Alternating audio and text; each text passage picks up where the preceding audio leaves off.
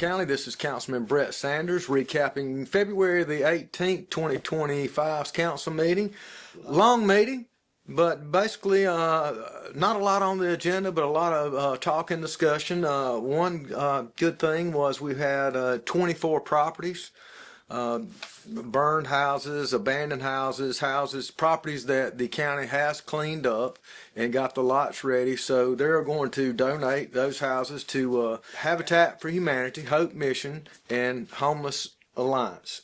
So basically those houses will be they will be able to build houses. The good thing about it, there's already the infrastructure there, the water, the sewer, the septic, everything's still there. So I think it will create the opportunity for affordable housing in areas that we need to see the growth in. We need to see new families coming in, and plus it will help, it will put those back on the tax map.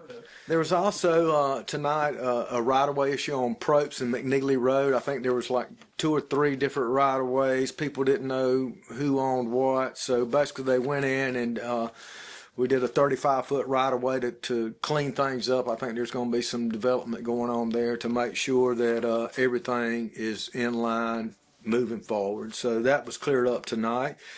Also tonight we had Public and Planning Works Committee had submitted some things. We had they actually had some buffer zone areas which we've already been working on for the past 2 or 3 months, and we got those finalized. I think Chairman Dunn is actually having a meeting Thursday at 6:30 here at the courthouse to allow any public input that they wanted to put in, but basically some setbacks based on subdivisions coming in, some berms, some buffer zones, some areas in there, so to create really, like he said, a better, higher quality product. Glad to see those are finally in place. We had met with them along with stormwater. We met with developers. We met with property owners. So basically we all sat down at the table, and I think you got a good product when everybody is agreeable, but everybody's not 100% happy. So I think there was some give and take, but I think it's going to end up being a better product overall for the citizens of Anderson County and Anderson County as a whole. Also tonight there was and I want to thank everyone that called or sent text messages out. We had a first reading on it was called a 6-month moratorium. I guess a moratorium is any change that limits development. So that came out of Public Planning Works Committee. It was 25, anything greater than 25 houses had to come before the council to vote to allow to move forward to go back to the planning commission, and then anything basically what it's going to follow is like it is now. If it's an unzoned area, the planning commission have final say so. If it's zoned, regardless how the planning commission votes, it comes back before council and has to be unanimous from council to proceed forward. There was a couple amendments in there. You were there tonight. I mean, they got a lot of different things and a lot of note taking in the process, but there was something in there that was amended to it that says, okay, we're going to vote on this second reading or first reading, but the council member that wants it in their district or wants to see a change or a moratorium in their district has to step up and say, hey, I want it in my district as well prior to second reading. There's a lot of things, I personally want to clarify with Mr. Harmon. I understand where the moratorium was coming from.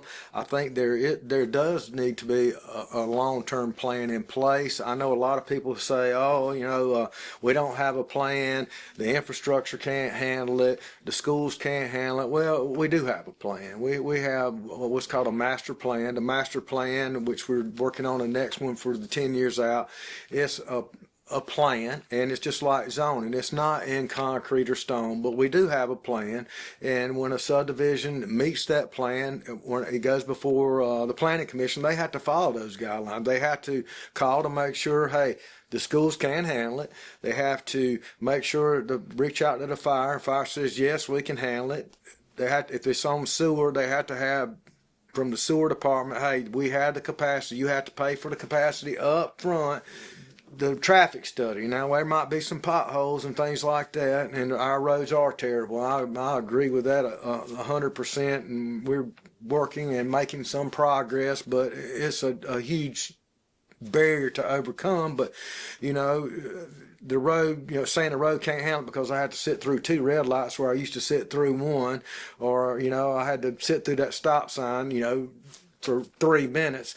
That's not a valid argument. So I think the key is to come up with valid arguments. It's kind of like a court of law. You have to have facts, and to say, oh, the school can't handle it, and then you talk to the superintendent and he's like, hey man, we've got plenty of room. Now if the growth continues the same way that we've seen it in the past, in the next 8 to 10 years we're going to have a problem, but we don't have the problem now. And I think that's what I think council needs to do a better job on, educating the public on, hey, this is how a process works. This is the steps it goes through. These are the things that they have, or the barriers they have to overcome, and they are in place. And this moratorium, one of my questions was prior to second reading. Yeah, I think this moratorium or this ordinance was borrowed from Berkeley County, and I got to research in Berkeley County, and their population is not very much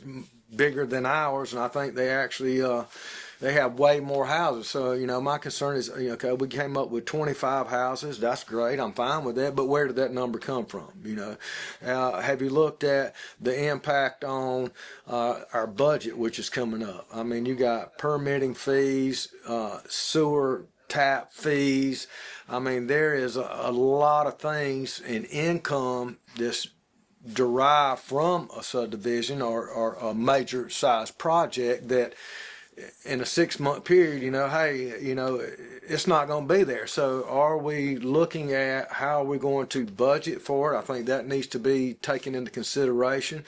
The other thing is, I think Miss Wilson, well, I know she did, she showed some footage of some property that the city annexed, and the stormwater runoff mess and issues was mind-blowing. You put a moratorium in, we're going to push developers and push them towards annexation with the city of Pendleton or the town of Pendleton, the city of Anderson.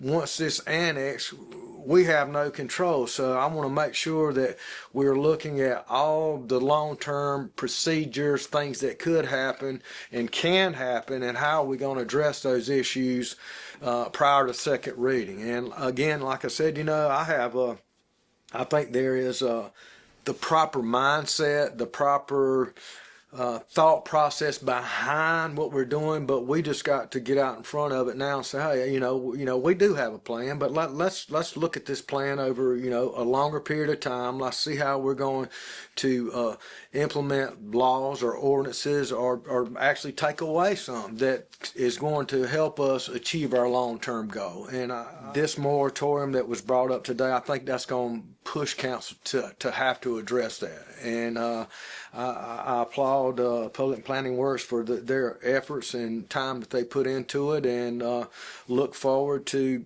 actually getting involved with it to come up with some other things. And again, you're looking at, like I said, annexation, the effect on our budget. You look at, I had a list of things I wrote down, subdivide. You come in, you can do 25 acres. Well, what's going to keep them from starting 2 LLCs? And so I'm going to subdivide this, 200-acre tract into, or 8 25 lots.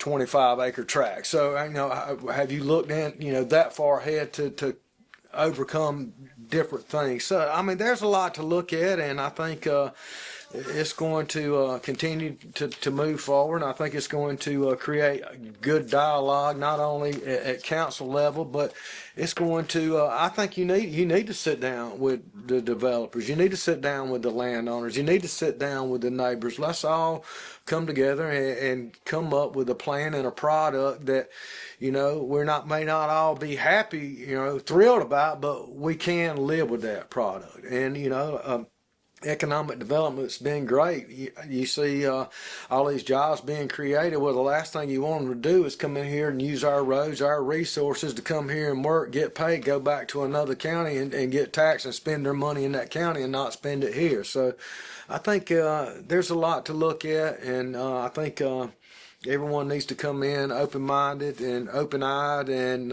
just sit down and let's come up with something that can make Anderson County better, turn out a better product, and make us proud to be here. You know, again, I was born and raised here. I've been here all my life. You know, I hear a lot of these people getting up and speaking, oh, I've been here 5 years, 8 years, and I don't want anything to change. Well, you changed it when you came for my family when we were here, and we accepted you with open arms, and I want to make sure that we provide that southern hospitality moving forward, but we need a good product to do it with. So again, thank everyone for tuning in, and Greg, I appreciate you being here and sitting through this tonight. I know you've got a lot of deciphering to do on it, and I got a lot of notes I need to go through. So thank you, and have a great evening, Anderson County.